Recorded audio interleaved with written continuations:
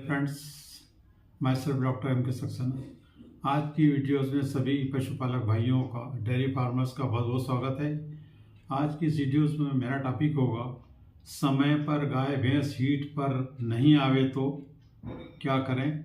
इस विषय पर मैं आपसे चर्चा करूँगा, अतः मेरी इस वीडियोस में शुरू से अंत तक बने रहिएगा और पसंद आने पर लाइक शेयर सब्सक्राइब कीजिएगा।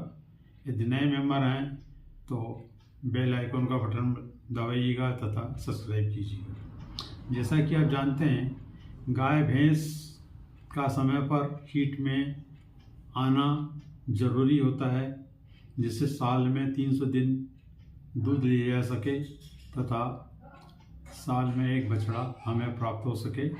इसके लिए ये तभी संभव है जब हम कुछ नियम, कुछ साधन इस प्रकार के हम अपनाएं जिससे कि मुनाफा और डेयरी फार्म हमें फायदे में हो सके, नुकसान से हम बच सके।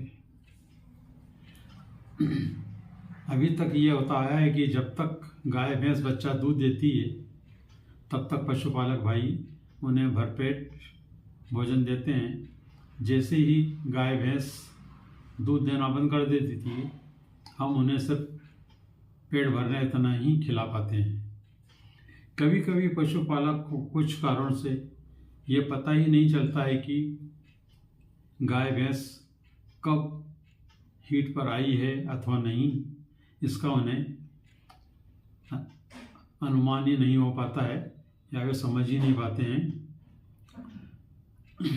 जनरली ऐसा देखा गया है कि 2 से 2.5 वर्ष तक भैंस उतना ही खाती है जितना कि अन्य भैंस खाती है।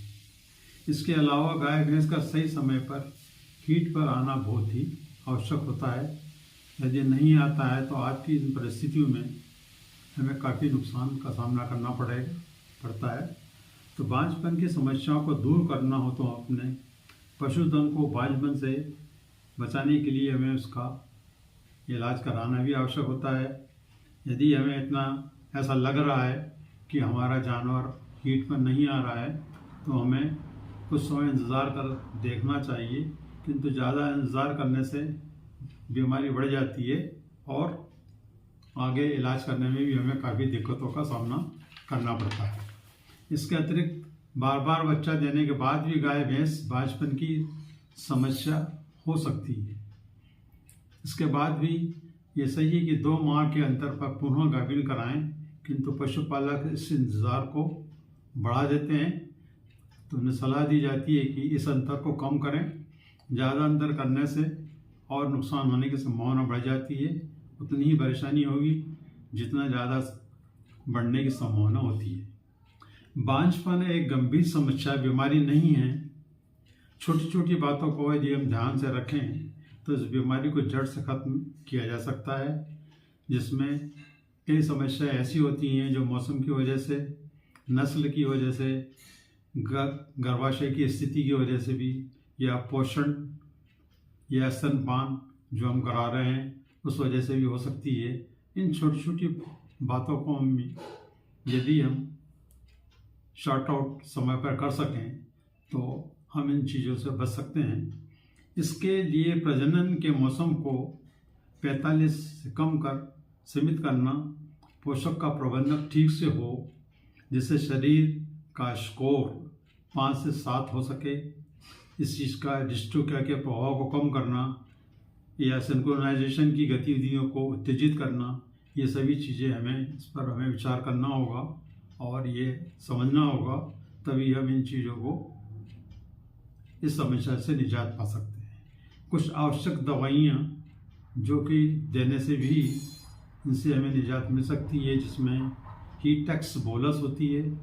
इसके अलावा होता है हीटोजैन, ये भी एक तरीके की बोलस ही है। इसको भी हम दे के इससे फ़ायदा उठा सकते हैं। इसके अलावा विटोकिनोल का आता है रिप्रो 360, उसको भी यदि हम दें तो हमें काफ़ी अच्छे फ़ायदे मिलेंगे। ऐसा रिसर्च और लोगों के अनुभव से हमें ज्ञात हुआ है। इसलिए हम ये सलाह देते हैं कि इनका उपयोग कर इसका फ़ायदा उठा सकते हैं।